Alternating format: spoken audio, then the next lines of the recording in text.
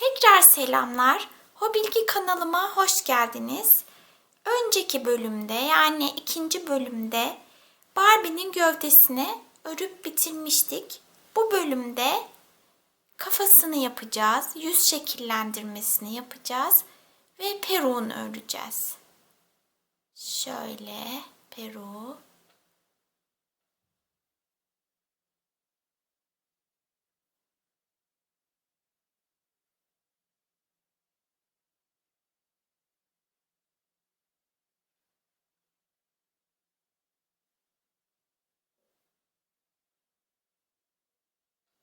Şimdi kafayı ve peruğu örmeye geçelim. Keyifli örgülü. Kafayı örelim. Sihirli halka yapıyorum. Halkanın içerisine 6 sık iğne örüyorum. 1, 2, 3, 4, 5, 6. Halkayı kapatıyorum. Her bir ilmeğe arttırma yapacağım. 6 arttırma yapacağım.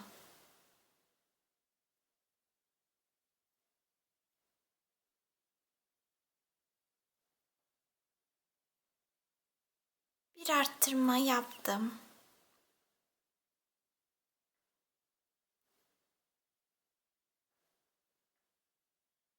2,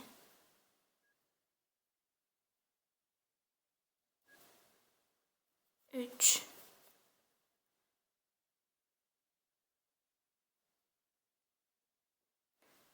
4, 5, 6 tane arttırma yaptım. Sayım 12 oldu. Bir sık iğne örüyorum. Bir arttırma yapıyorum.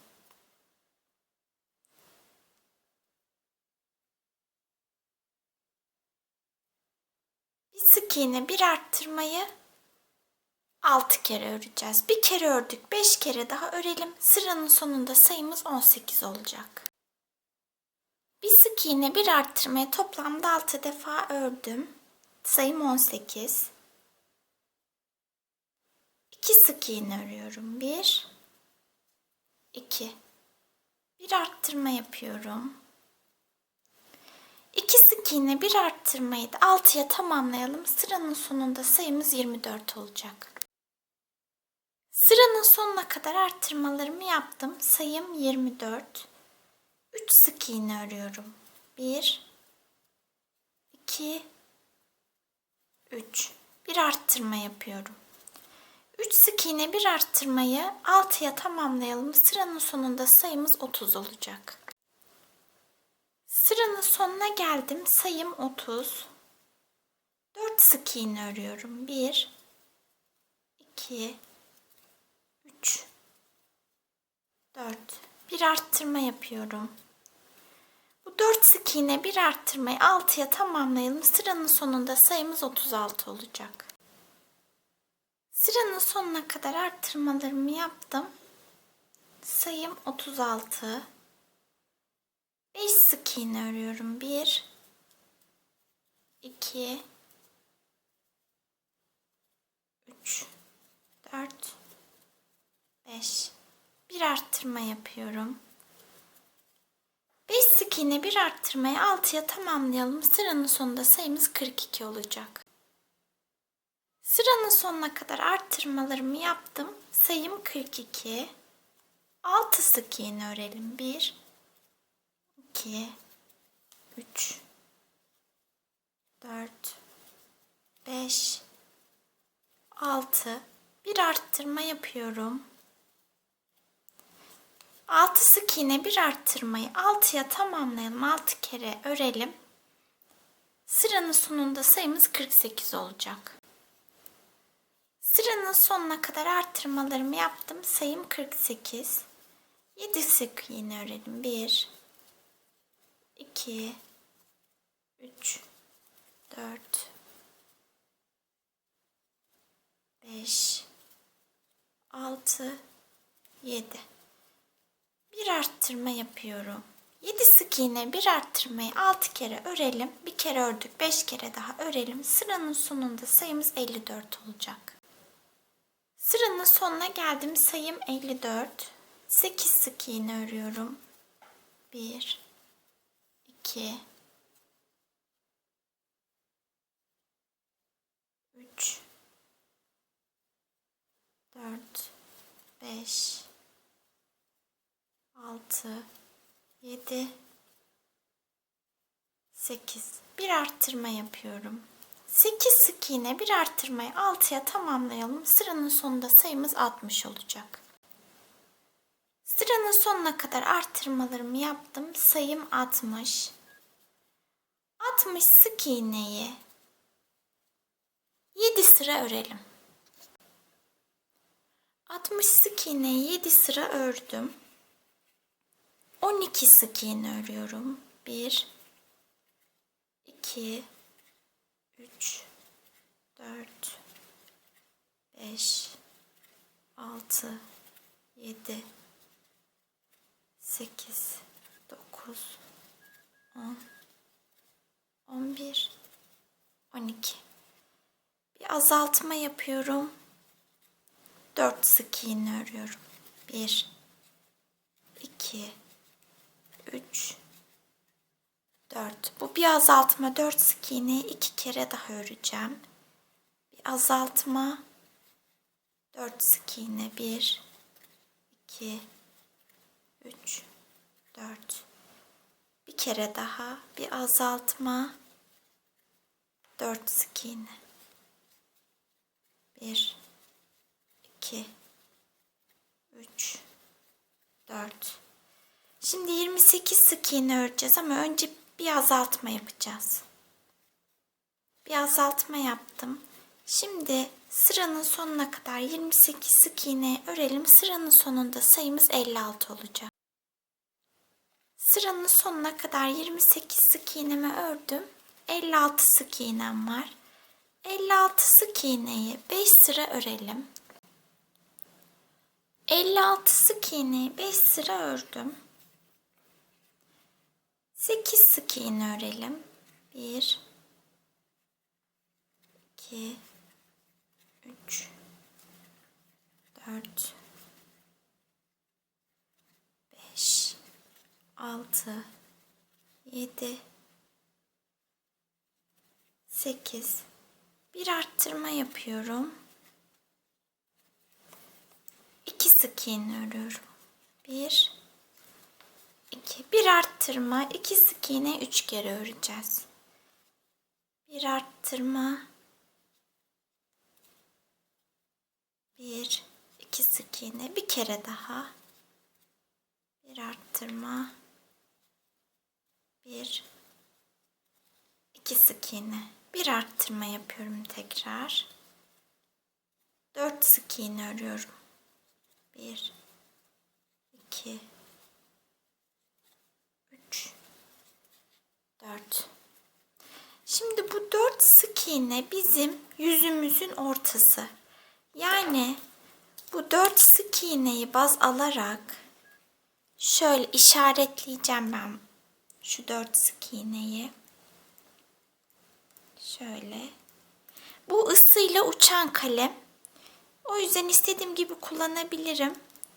Ütüyle ya da fön makinesiyle temasta çıkıyor. Şimdi bu 4 sık iğneyi baz alarak burası kafamızın, yüzümüzün ortası olacak. Burnu, gözleri buna göre ayarlayacağız. Şu an 24. sıradayız. 24, 23, 22, 21. Şuradaki 21. rastgele işaretliyorum.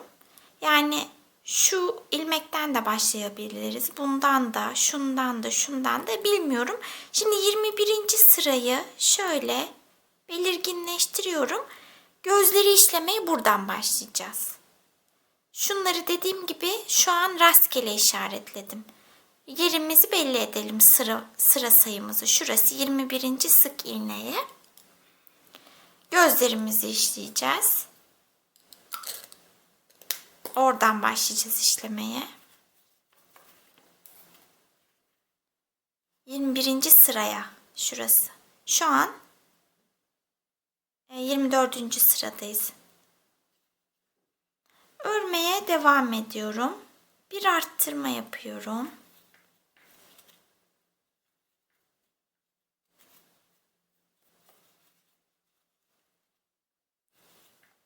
İki sık iğne örüyorum. 1 2 bir arttırma yapıyorum. 3 kere tekrarlayacağım. 2 sık iğne, bir arttırmayı. 1 2 sık iğne, bir arttırma. Bir kere daha. 1 2 sık iğne, bir arttırma. Şimdi kalan 24 sık iğneyi öreceğim. Sıranın sonunda sayımız 64 olacak. Sıranın sonuna kadar 24 sık iğneyi ördüm. Sayım 64. 3 sıra 64 sık iğneyi örelim. 3 sıra 64 sık iğneyi ördüm. Gözleri işledim ben. Size nasıl işlediğimi anlatacağım. Ben başta şu iki göz arasını biraz daha mesafesine uzak tutmuştum. Sonra değiştirdim. Yani size anlatmış olduğumdan şimdi anlatacağım. Bir ilmek daha içeriye alıp işlerseniz bu görüntü olacak. Ama iki göz arasını daha uzak mesafede istiyorsanız anlattığım gibi işleyebilirsiniz gözleri. Şimdi gözleri işlemeye geçelim. Önce şu siyah kısmı yapacağız. Şöyle etamin iğneme siyah ip geçirdim. Bu ipim benim 4 kattı. 2 katını ayırdım. Yani 2 katını iğneye geçirdim. Şimdi işleyeceğim. Zaten 21. sırayı işleyeceğimizi söylemiştim şurayı. Nereye konumlandırıyorum? Şurada 4 ilmeği kullanacağız demiştim. Yani baz alacağız bu 4 iğneyi. Yüzün tam ortası diye belirtmiştim. Buradan yukarıya çıkıyorum. 3 ilmek sola kayıyorum. Şuraya işleyeceğim.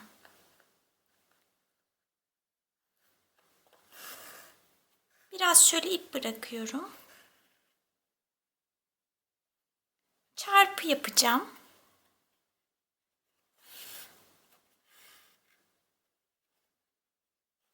Şöyle. Şuraya batacağım bir de. Yerini tekrar göstereyim. Yukarıya çıktım. 3 ilmek atladım 4. ilmeğe.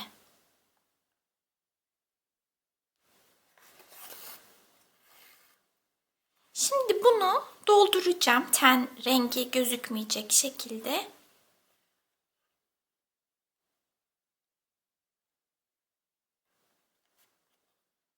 Şöyle. İğnenin altından geçireceğim ipi.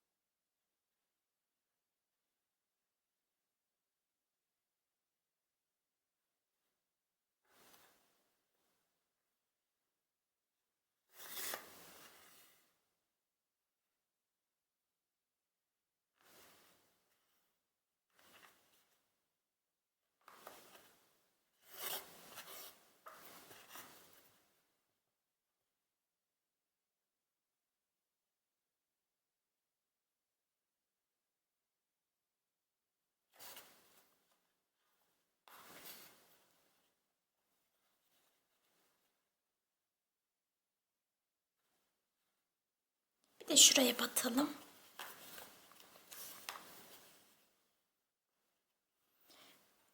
ipimi kesmeyecektim normalde ama şurada düğüm oldu. O düğümü açmaya uğraşmayacağım. Keseceğim. Başka ip geçireceğim. Daha sonra siyahla işleyeceğim zaman. Şimdi oluşturduk ortayı. Mavi ipe geçeceğim. Mavi ipin de 2 katını aldım.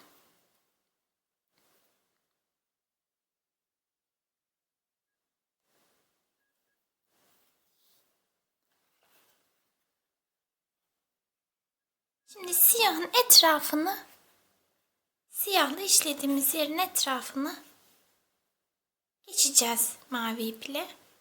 Yine biraz ip bırakıyorum. Şöyle yapacağım.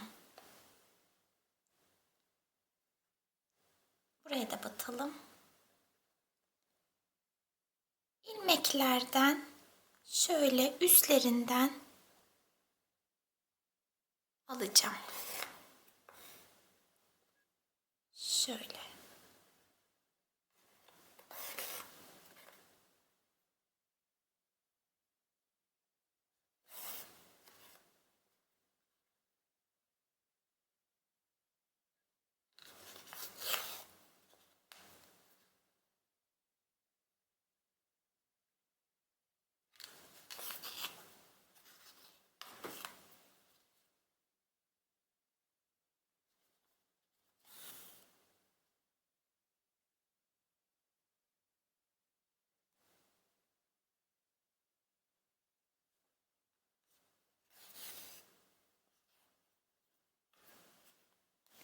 Şimdi bu mavi ipleri saracağım. Yani üstlerinden tekrar geçeceğim ki ten renkleri kapansın. Şuradaki maviyi dışarıya çıkaralım. Şimdi böyle üstünden geçiyorum.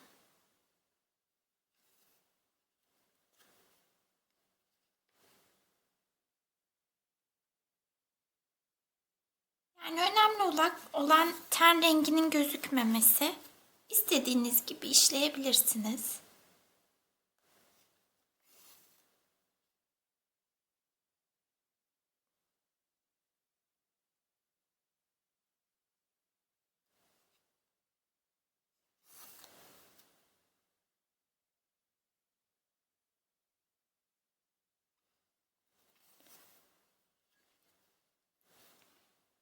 Şimdi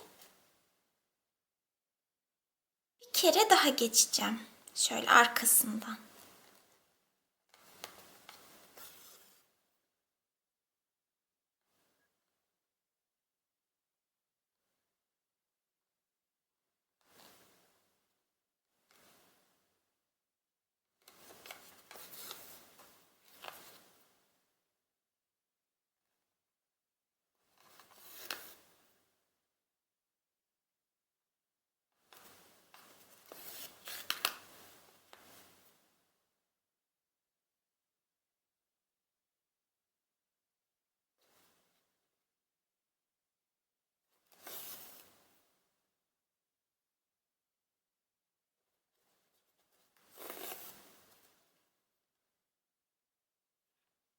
Yine sarıyorum.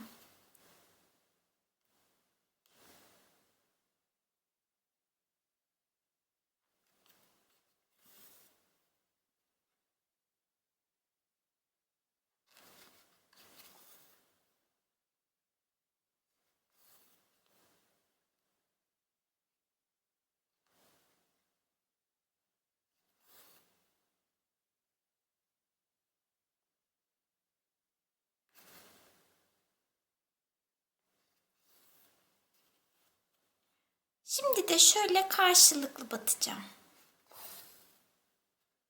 Daha şöyle düzgün bir görüntü vermek için.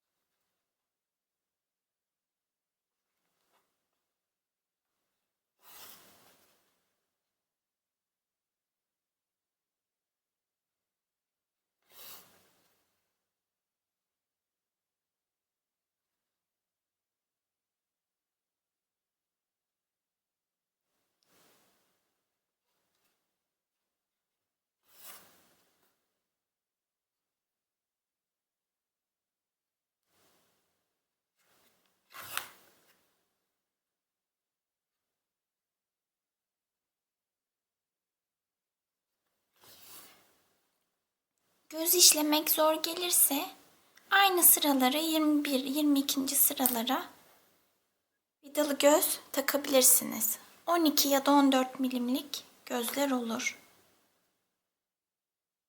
14 biraz büyük olur, büyük seviyorsanız.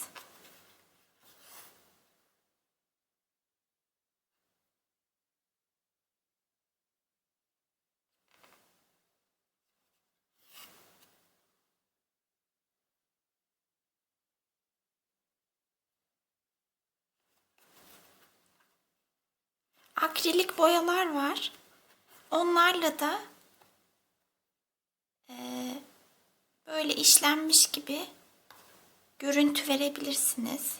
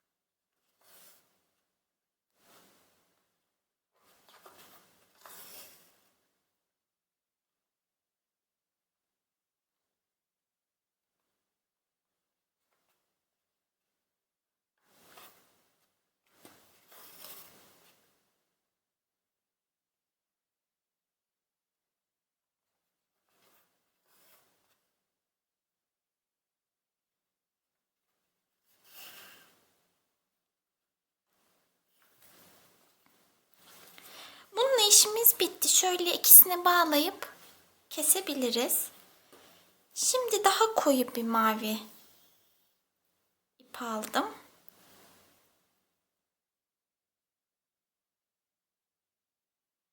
Yine iki katı. İki katını kullanıyorum hep.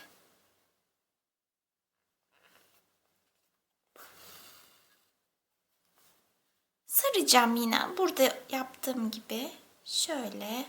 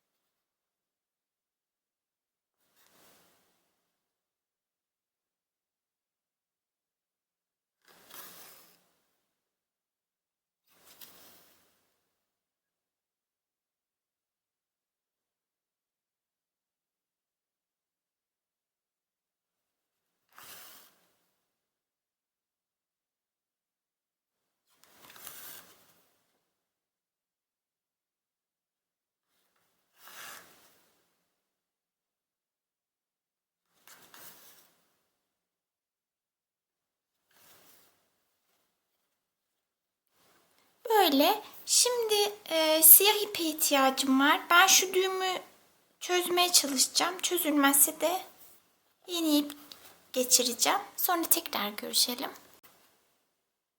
Siyah ipimi aldım. Şöyle şuraya batacağım.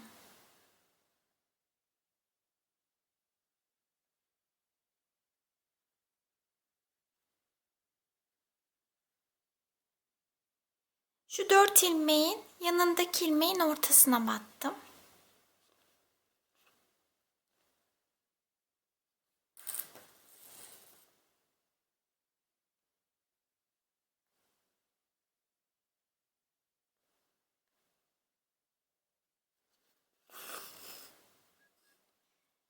Şöyle yapacağız.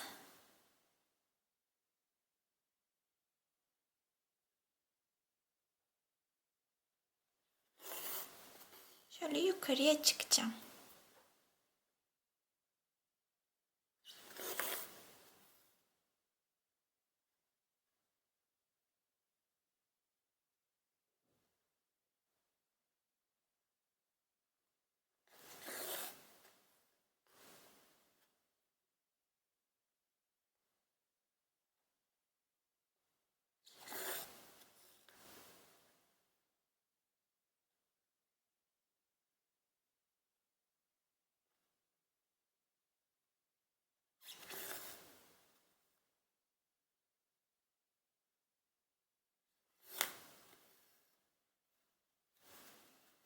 Şimdi şöyle aşağıya ineceğim.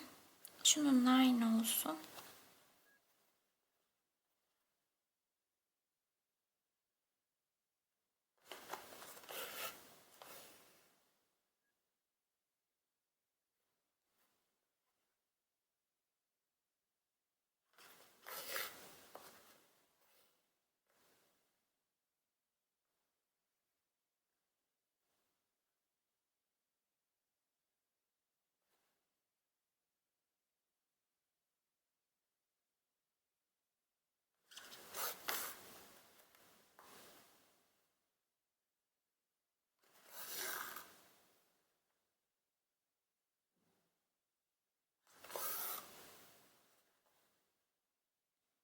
Bu iplerimi yine saracağım.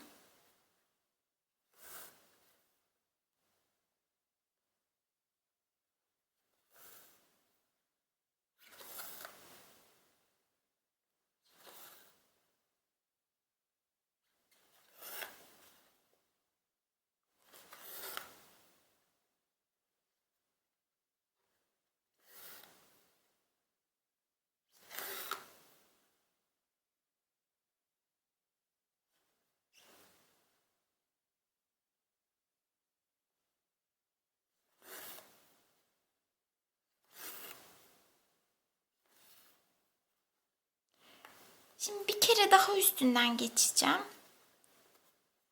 Şöyle.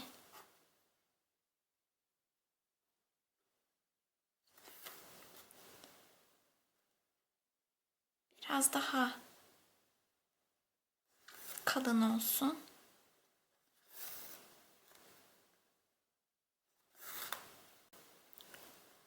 Şuranın kalın olmasını istemiyorum. İkinciye sarmadım. Yani iplerin üstünden şuranın ve şuranın gittim. Burayı da öyle yapmıştım. Şimdi burayı daha kalın yapmak istiyorum. Şu gözün üstünü. O yüzden şöyle yapacağım.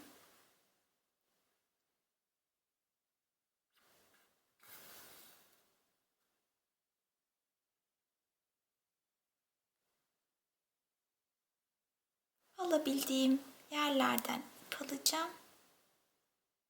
Onları saracağım.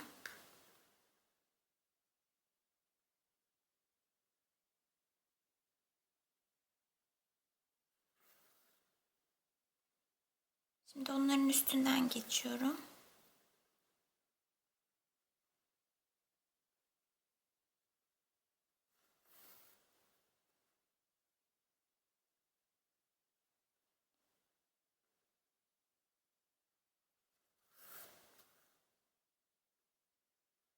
Şurada boşluk kaldı.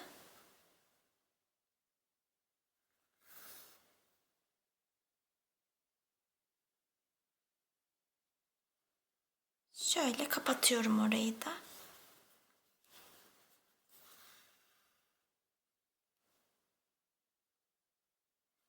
Şimdi kirpik yapacağım. Kirpiği şu siyah ipin tek katıyla yapacağım.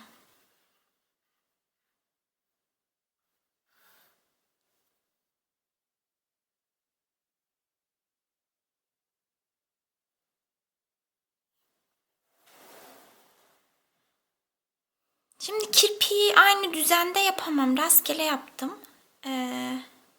Göstereyim nasıl yaptığımı.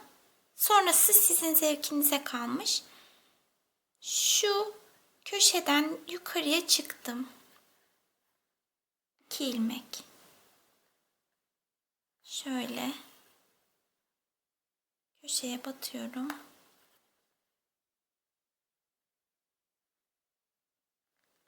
Sonra hemen yanına batacağım.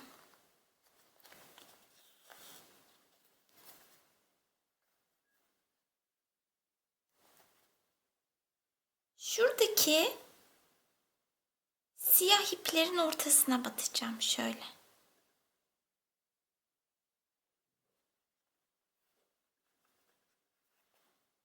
Uzunlu kısalı batacağım artık hep.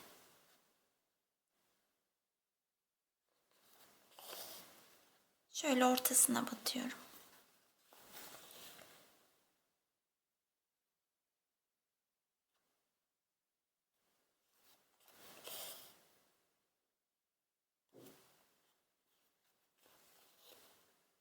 Bu şekilde. Sonra ipin 2 katını alacağım. Şurayı şöyle karşılıklı, yine şöyle karşılıklı işleyeceğim. Burayı iyice kalınlaştıracağım. Sonra da beyaz ipimizle çerçevesini, beyaz kısımlarını işleyeceğiz. Beyaz ipin de 2 katını aldım.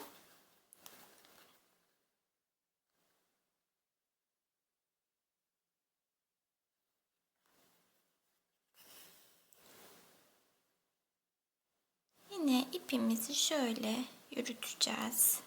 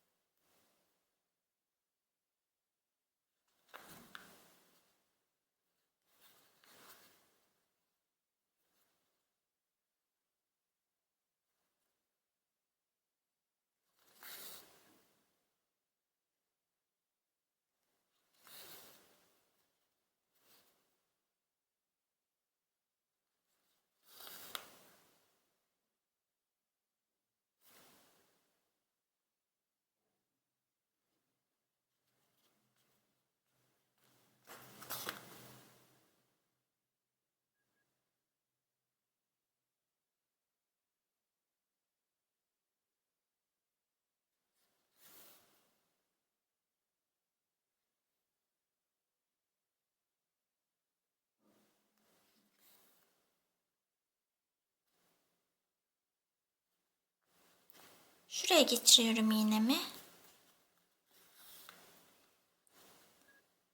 Şimdi hep buraya batacağız. Şöyle dolduracağız. Ten rengi kalmayacak şekilde dolduruyoruz.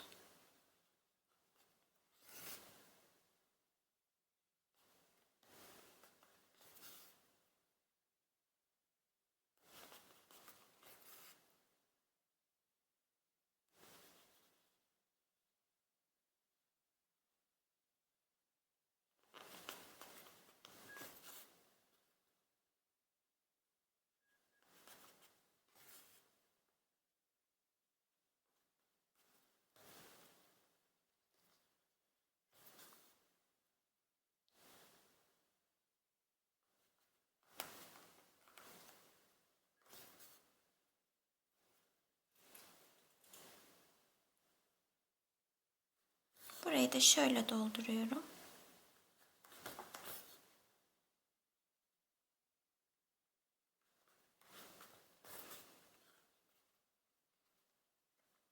Şimdi beyaz ipin 2 katını değil, hepsini, yani 4 katlı ipim alacağım. Şu beyazlığını yapacağız. Beyaz ipimi tek kat halinde aldım. Şöyle gözün üstüne çıkacağım. Ortaya.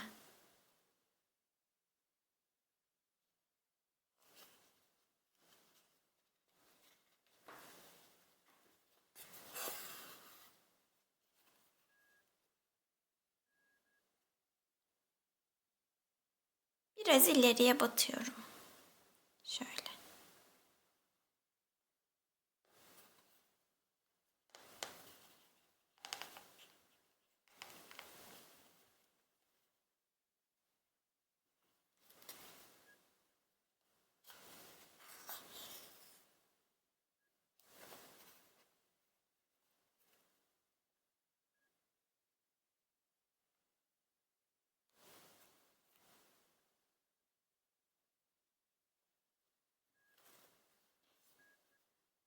Göz işlememizi bitirdik. Artık kaşları işleyebiliriz. Kaşın birini işledim, diğerini birlikte yapacağız. 2 kat kahverengi bir ip aldım. Şöyle 5 ilmek kullanacağım. 1, 2, 3, 4, 5. 5 ilmeğe işleyeceğim. Aşağıdan iğnemi geçirdim. 1, 2, 3, 4, 5. Şuradan başlıyorum.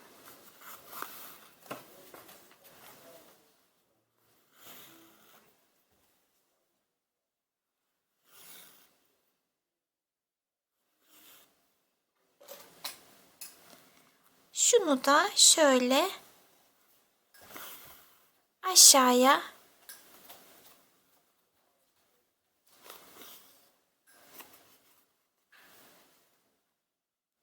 yatay olarak indim. Bu şekilde işledim. Bir kere daha üstünden geçiyorum bunların. Bir kat daha.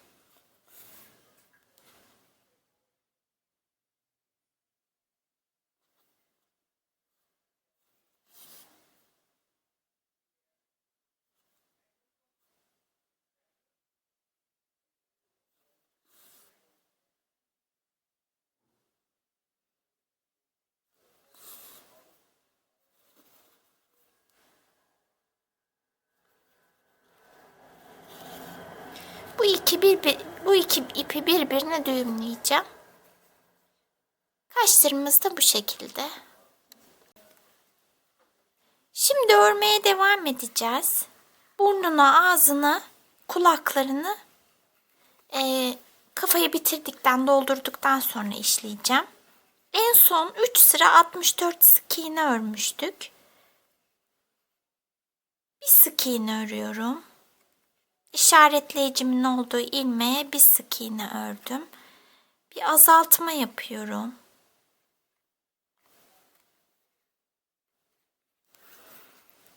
Sekiz sık iğne örüyorum. 1, 2, 3, 4, 5, 6, 7, 8. Bir azaltma yapıyorum.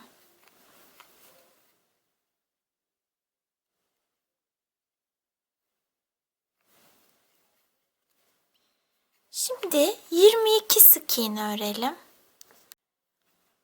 22 sık iğneyi ördüm. Bir azaltma yapıyorum. 8 sık iğne örüyorum. 1, 2, 3, 4, 5, 6, 7, 8. Bir azaltma yapıyorum. Kalan 17 sık iğneyi örelim. Kalan 17 sık iğneyi ördüm. Sayım 60 oldu. 60 sık iğneyi bir sıra örelim. 60 sık iğneyi bir sıra ördüm. Şimdi 5 sık iğne örüyorum. 1, 2, 3, 4, 5. Bir azaltma.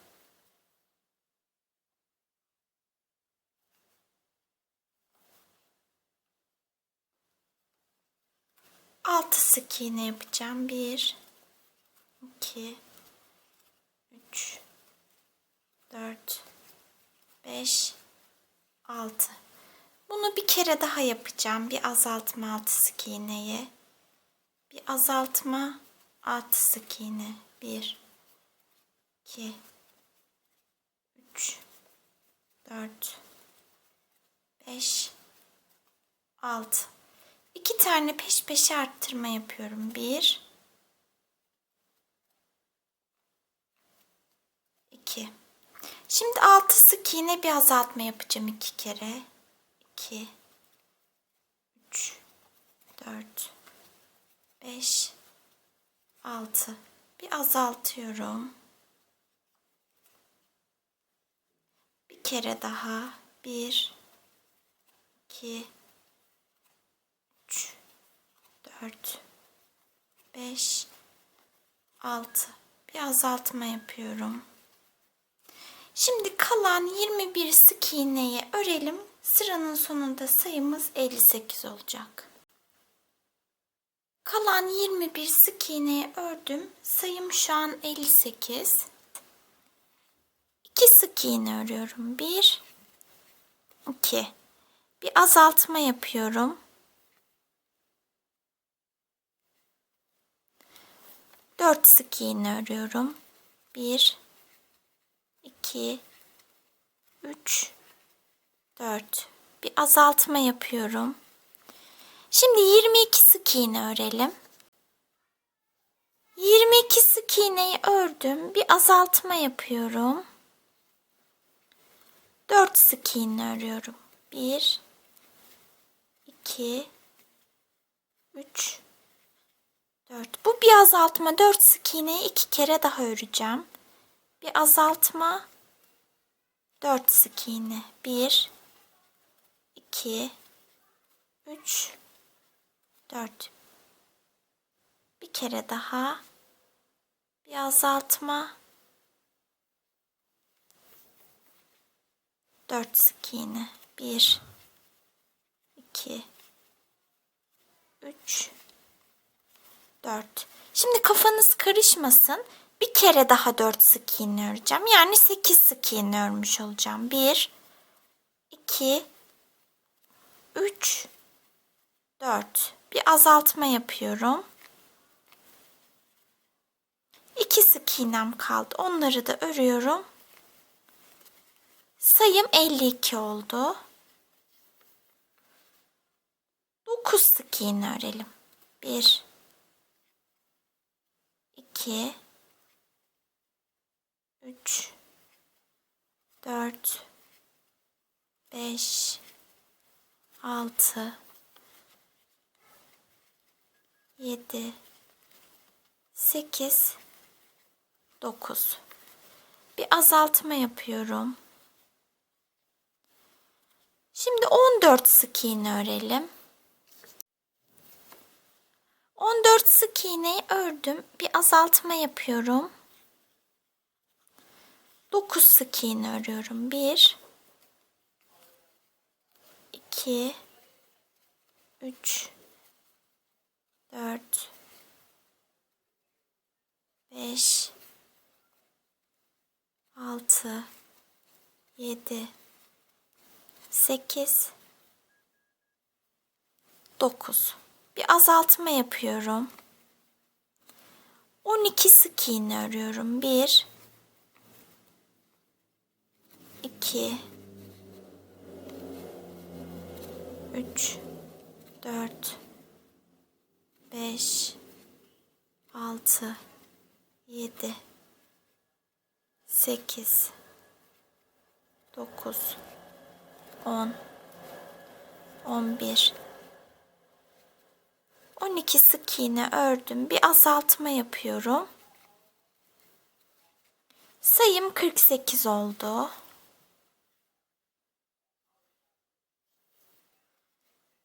3 sık iğne örüyorum. 1, 2, 3. Bir azaltma yapıyorum. Şimdi 2 defa 5 sık iğne bir azaltma yapacağım. 1, 2, 3, 4, 5 sık iğne bir azaltma. Bir kere daha. 1, 2, 3, 4, 5 sık iğne bir azaltma. 8 sık iğne örüyorum. 1, 2, 3, 4, 5, 6, 7, 8. Bir azaltma 5 sık iğne yapacağım. 2 defa. Bir azaltma 5 sık iğne. 1 2 3 4 5. Bir kere daha bir azaltma 5 sık iğne. 1 2 3 4 5. Bir azaltma yapıyorum. Kalan sık iğneleri öreceğim. 1 2 3 4 5. Bir azaltma 5 sık iğneyi 2 kere değil de 3 kere yapmış olduk. Yani sayımız 42. 4 sık iğne örüyorum. 1 2 3 4. Bir azaltma yapıyorum. Bunu 2 kere yapacağım. Bir kere daha. 1 2 3 4. Bir azaltma yapıyorum. 2 sık iğne örüyorum. 1 2. Bir azaltma yapıyorum. 4 sık iğne bir azaltma yapacağım 2 kere. 1 2 3 4. Bir azaltma. Bir kere daha. 1 2 3 4. Bir azaltma. 1 2 3 4 5 6 7 8 9 10 11 12 sık iğne ördüm. Bir azaltma yapıyorum. Sayım 36 oldu. Azaltmayla başlıyorum yeni sıraya. Bir azaltma yaptım. 4 sık iğne 1 2 3 4. Bir azaltma yapıyorum. Bu 4 sık iğne bir azaltmayı 5 kere öreceğiz. Bir kere ördük. 4 kere daha 4 sık iğne bir azaltmayı örelim. 4 kere daha 4 sık iğne bir azaltmayı ördüm. 4 sık iğnem kaldı. 1 2 3 4. Sayım 30. 3 sık iğne örüyorum. 1 2 3. Bir azaltma yapıyorum. Bu 3 sık iğne bir azaltmayı 6 kere öreceğiz. 5 kere bir kere ördük. 5 kere daha örelim. Sıranın sonunda sayımız 24 olacak. Ama şimdi elyafla dolduralım şöyle içine. Sıkıca dolduralım elyafla. Ondan sonra 3 sık iğne bir azaltmalarımızı örelim. Sıranın sonuna kadar azaltmalarımı yaptım. Şu an sayım 24. Bir sık iğne örüyorum. Bir azaltma yapıyorum. Şimdi 2 sık iğne öreceğim. 1 2. Bir azaltma yapacağım. Bunu 5 kere tekrarlayacağız. 2 sık iğne bir azaltmayı. 1 2 sık iğne bir azaltma. 2 kere yaptık. 1 2 sık iğne bir azaltma. 3 kere yaptık. 1 2 sık iğne bir azaltma. 4 kere yaptık. 1 2 sık iğne bir azaltmayı 5 kere ördüm. Bir sık iğnem kaldı. Onu da örüyorum. Sayım 18 oldu. Son sıradayız. Bir sık iğne, bir azaltma yapalım. 6 defa bir sık iğne, bir azaltmayı örelim. Bir kere ördük, 5 kere daha örelim. Sıranın sonunda sayımız 12 olacak. Azaltmalarımı yaptım. Sayım 12 oldu. Bir zincir çekip ipimi kesiyorum. Gövdede de son sırada 12 sık iğne örmüştük. Kafayı da 12 sık iğnede bitirmeliyiz. Karşılıklı dikerek birleştireceğimiz için ilmek sayıları eşit olmalı. Ben kafayı sıkıca doldurdum. Parmaklarımın yardımıyla yanaklarını ve çenesini de doldurdum. Şimdi kulak yapımına geçeceğiz. Kulaktan önce burnu yapalım. Çünkü burnuna göre konumlandıracağım kulağı. Şöyle 2 ilmek aşağı ineceğim. Şu gözün beyazından ve şuradan geçirdim ipimi ve şu 3 ilmeği alacağım. Şunları. O zaman ortalamış oluyorum. Gözleri aynı mesafede oluyor. 3 ilmeği yapacağım. Şöyle karşılıklı batıyorum.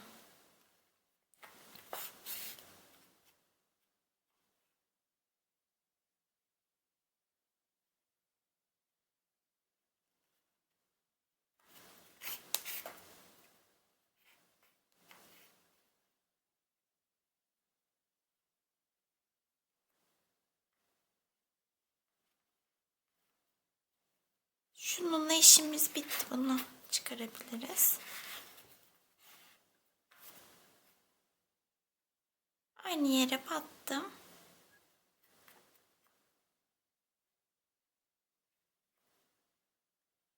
Böyle olacak burunda. Kulağın birini işledim. Diğerini birlikte işleyeceğiz. Şöyle konumlandırdım. Burundan 1, 2, 3, 4, 5, 6, 7, 8, 9, 10, 11, 12, 13, 14 ilmek sağa kayıyorum. Bir de bir ilmek yukarıya çıkıyorum. Şuradan başlayacağım.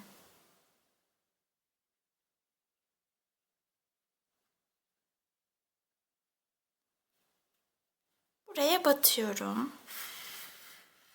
Bir miktar ip bırakıyorum. Bir de şunu belirtmek istiyorum. Gözleri ve kaşı işlerken etamin iğnesi kullanmıştım küçük. Şimdi burunda da kulakta da şu anda yorgan iğnesi kullanıyorum. Büyük. Büyük bir iğne aldım. Şimdi burundan saydık sağa doğru 14 sık iğne. Bir ilmekle yukarıya çıktık. Şöyle 4 ilmeği kullanacağım. 3 oldu, 4. Şu 4 ilmeği yapacağım.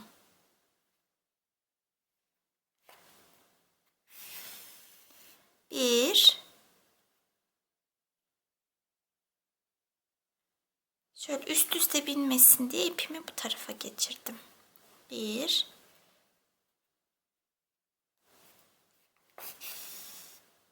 2.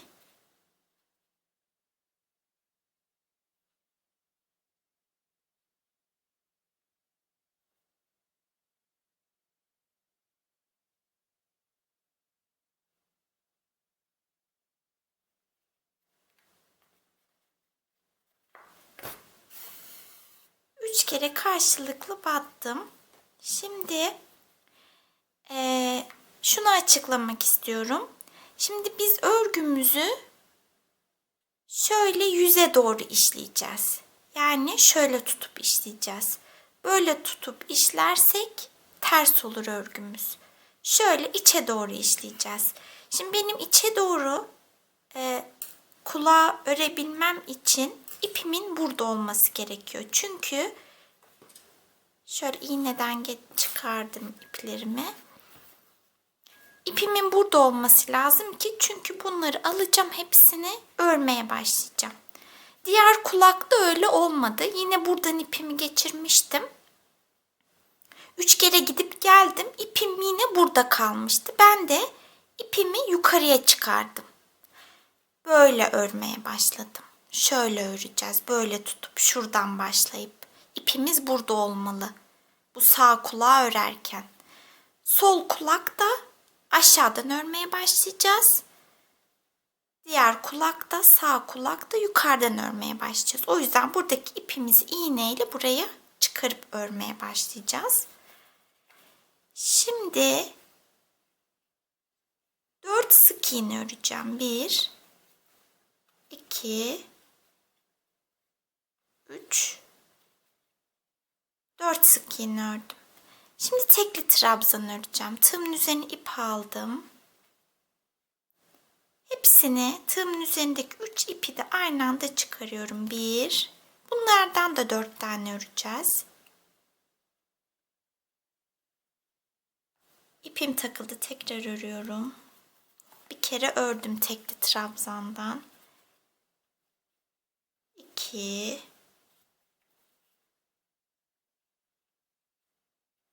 3 4.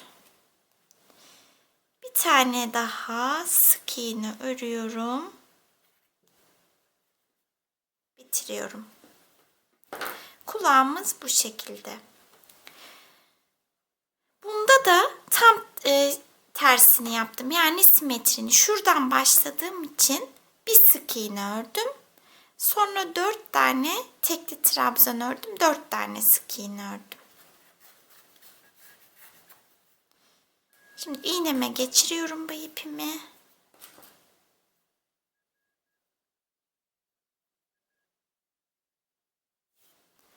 Şu kulağımın üstünden batıp şuraya çıkıyorum. Kulaklarımız bu şekilde. Bu ipleri birbirine düğümleyelim. Şimdi dudağı işleyeceğim. Şöyle canlı bir pembe ip aldım. 2 ilmek aşağı ineceğim burundan. Şu 3 ilmeği alıyorum.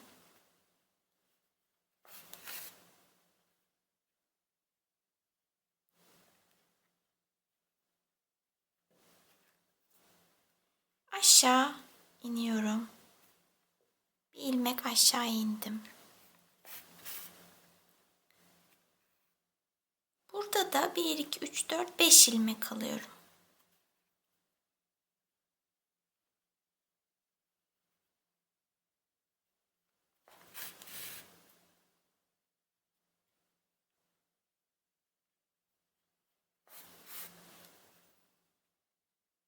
Şimdi ipimi saracağım.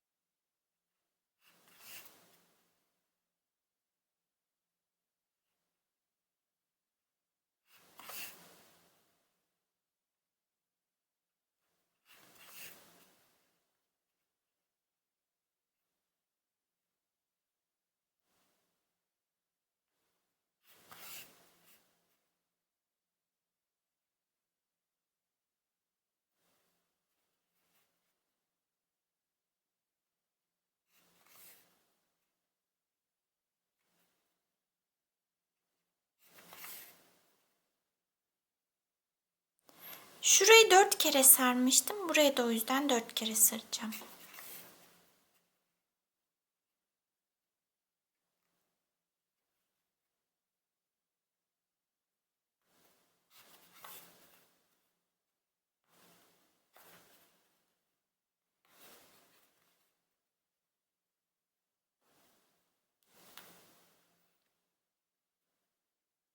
Şimdi alt dudağı yapacağız.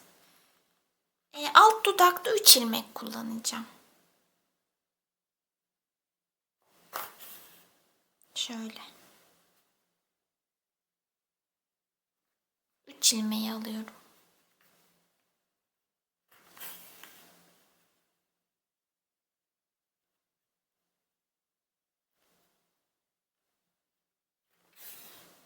Bunu da saracağım.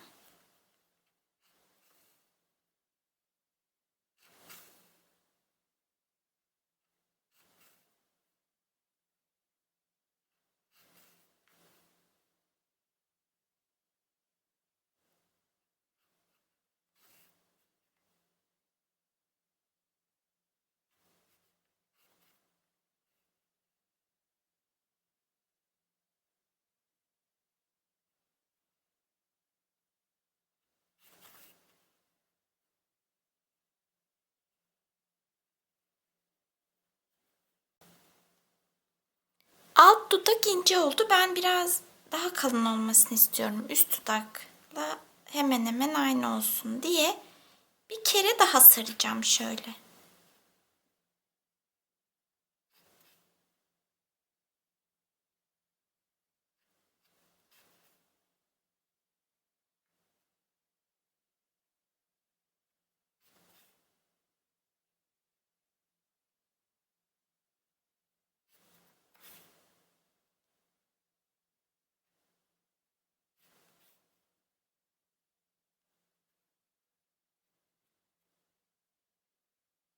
Oldu bence.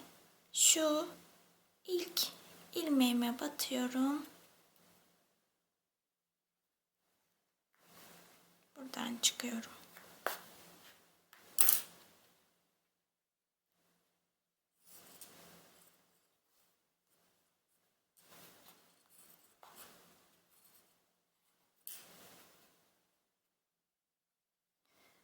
Dudağımız da bu şekilde. Saçta bu ipi kullanacağım. Alize Cotton Gold'un renk kodu 964.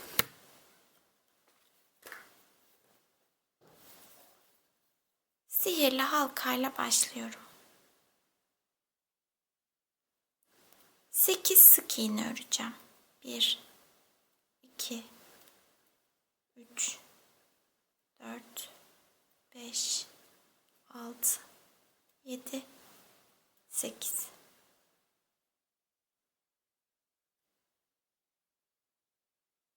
Kısa ipi çekiyorum.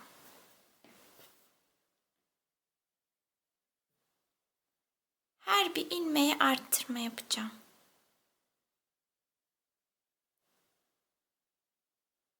8 tane arttırma yapalım. Sıranın sonunda sayımız 16 olacak. 8 arttırmayı yaptım. Sayım 16. Bu sırayı bilow'dan öreceğim, arka ilmeklerden. Bir sık iğne, bir arttırma. Bir sık iğne, bir arttırmayı bilow'dan toplamda 8 defa örelim. Sıranın sonunda sayımız 24 olacak. Artırmalarımı yaptım. Sayım 24 oldu. Bilow'dan ördüğümüz için, yani tek kanadı aldığımız için diğer kanat filolar şöyle duruyor. Şu kısa çizgiler. Buralara saç yapacağız daha sonra. O yüzden bilow'dan ördük. Şimdi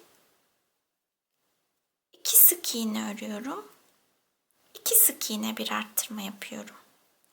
2 sık iğne, bir arttırmayı toplamda 8 defa örelim. Sıranın sonunda sayımız 32 olacak. Arttırmalarımı yaptım. Sayım 32. Şimdi 3 sık iğne örüyorum. 1 2 3. Bir arttırma yapıyorum. 3 sık iğne, bir arttırmayı toplamda 8 defa örelim. Sıranın sonunda sayımız 40 olacak. Sıranın sonuna kadar arttırmalarımı yaptım. 40 sık iğnem var. Bu sırayı da bilow'dan öreceğiz. Şöyle. 1 2 3 4 sık iğne, bir arttırma yapacağım. Bilo'dan örüyorum. 4 sık iğne bir arttırmayı toplamda 8 defa örelim. Arka ilmeklerden. Sıranın sonunda sayımız 48 olacak. Artırmalarımı yaptım. Sayım 48. Şu bilolara da saç yapacağız daha sonra. 5 sık iğne örüyorum. 1, 2, 3, 4, 5. Bir arttırma yapıyorum. 5 sık iğne bir arttırmayla toplamda 8 defa örelim. Sıranın sonunda sayımız 56 olacak. Artırmalarımı yaptım. Sayım 56. Artık saçları öreceğiz. 1, 2, 3, 70 zincir çekelim. 70 tane zincir çektim. İkinci zincirime batıyorum. Sık iğneler örüyorum. Zincirleri sıkı çektim. Sık iğneleri biraz gevşek öreceğim. Şimdi 70 zincirin üzerine 69 sık iğneyi örelim. Zincirlerin üzerine 69 sık iğneyi ördüm. Kaydırma yapacağım ama önümdeki ilmeğe değil sonraki ilmeğe kaydırma yapıyorum. Yine 70 zincir çekeceğim. Üzerine 69 sık iğne öreceğim. Bir ilmek atlayacağım, kaydırma yapacağım. Böyle sıranın sonuna kadar toplamda 28 tane saç tutamımız olacak. Şimdi 70 zincir çekip üzerine 69 sık iğne örelim. Aralarda ilmek atlamayı unutmayalım. 28 tane 69 sık iğneyi ördüm. Şimdi şu biloların olduğu sıraya geçeceğim, şuraya. 3 katman halinde öreceğiz. Birinci katmanı ördük. 2'yi buraya, 3'ü de şuradaki biloları öreceğiz. Şimdi şuradaki ilk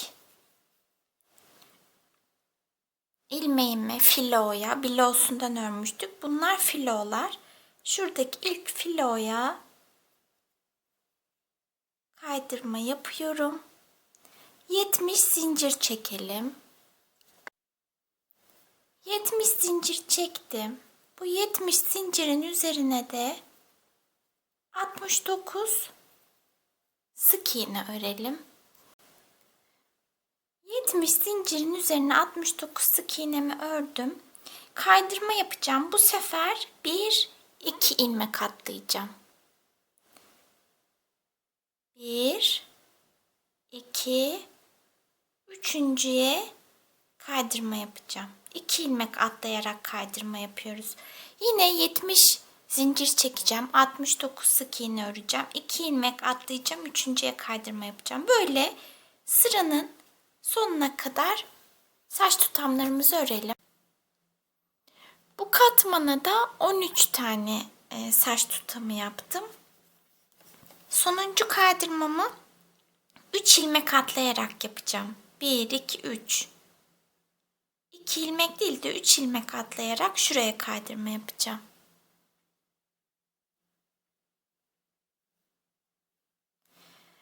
Yine 70 zincir çekip üzerine, ama önce şöyle yapalım. Şuradaki filolarıma geçiş yapıyorum artık. Sonuncu katmana da saçlarımızı yapacağız. Bitecek. Şimdi 70 zincir çekip üzerine 69 sık iğneyi örelim. 69 sık iğnemi ördüm. Bir ilmek atlayacağım. Sonraki ilmeğe kaydırma yapacağım. Kaydırmamı bir ilmek atlayarak yapıyorum. 16 tane filo var burada. Bir ilmek atladığımız için yarısını alacağız. Bu saç tutamlarından 8 tane olacak.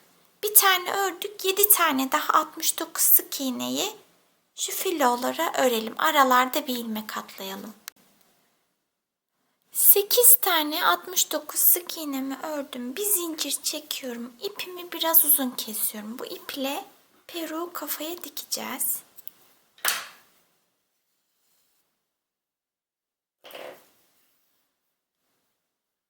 Şöyle kafamızı alalım. Peruğu şöyle kafanın da tepe noktasına, peruğun da tepe noktasına şöyle eşit bir şekilde dikeceğiz. Böyle konumlandırıyoruz. Şimdi şu ilk sırada ördüğümüz 28 tane saç tutamının bir kısmını şöyle kulaktan bir sıra alta ya da 2 sıra altı olabilir. İğnelerle böyle sabitleyelim. Bunları dikeceğiz ya da yapıştıracağız. Şu diğer 2 kattaki saçlarımız serbest kalacak. Bunları yapıştıracağız.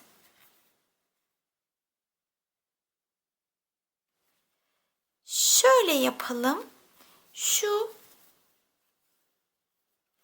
1, 2, 3, 4, 5, 6, 7, 8, 9, 10 saç tutamını şöyle önde bırakalım. Diğerlerine böyle iğnelerle sabitleyelim. Dikeceğim yerleri şöyle iğnelerle belirledim. Önce peruğun tepesini dikeceğiz. İpim şurada. Bu ipi şöyle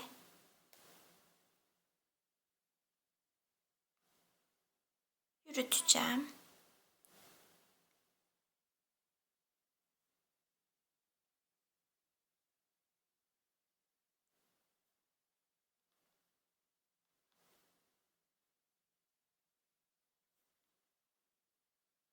Dikeceğim yere iğnemi çıkaracağım.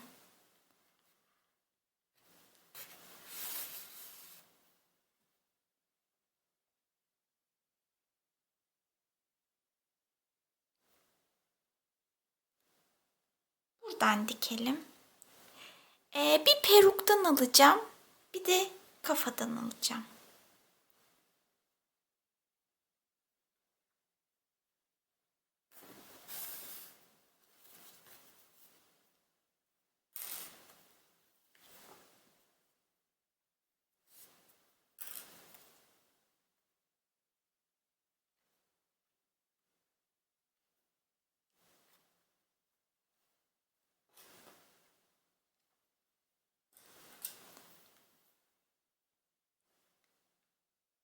Peruktan alıyorum.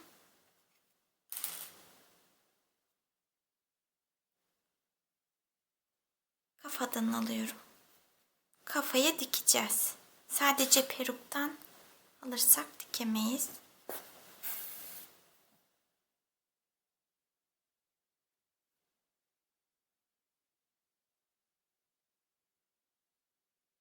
Bu şekilde böyle başladığımız yere kadar dikelim. Şu saçları da dikelim ya da yapıştıralım. Peruğumuzun son hali bu şekilde. Şöyle diktim bunları. Şunları da üzerlerine döktürdüm. Böyle oldu. Bu şekilde peruğumuzu da bitirdik. Gövdeyi ördük, kafayı ördük. Artık gövdeyle kafayı birbirine dikerek birleştireceğiz. Şöyle kafada yer açalım. Elyaflardan telimizi geçirmek için. Ben telin boyunu biraz kısalttım. Şöyle dikeceğiz şimdi.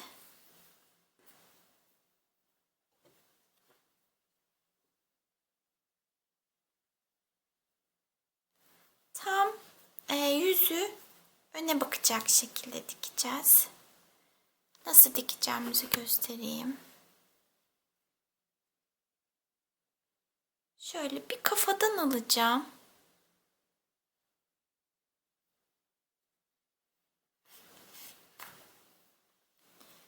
Bir de boyundan alacağım.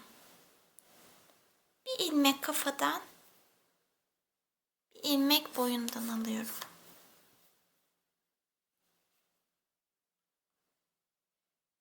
Kafadan alıyorum.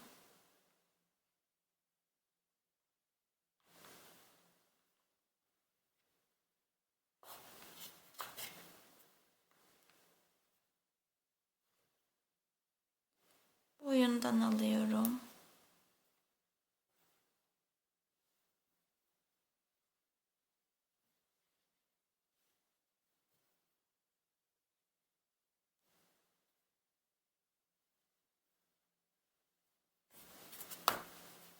Bu şekilde dikerek birleştirelim. Bir bölümün daha sonuna geldik. 3. bölümde Barbie'nin kafasını ördük, yüzünü şekillendirdik, peruğunu ördük. Sonra gövdeyle kafayı birbirine birleştirerek Barbie bebeğimizi bitirdik. Artık kıyafetlerini yapacağız sonraki bölümde. Beni izlediğiniz için teşekkür ederim. Tekrar görüşmek üzere, hoşça kalın.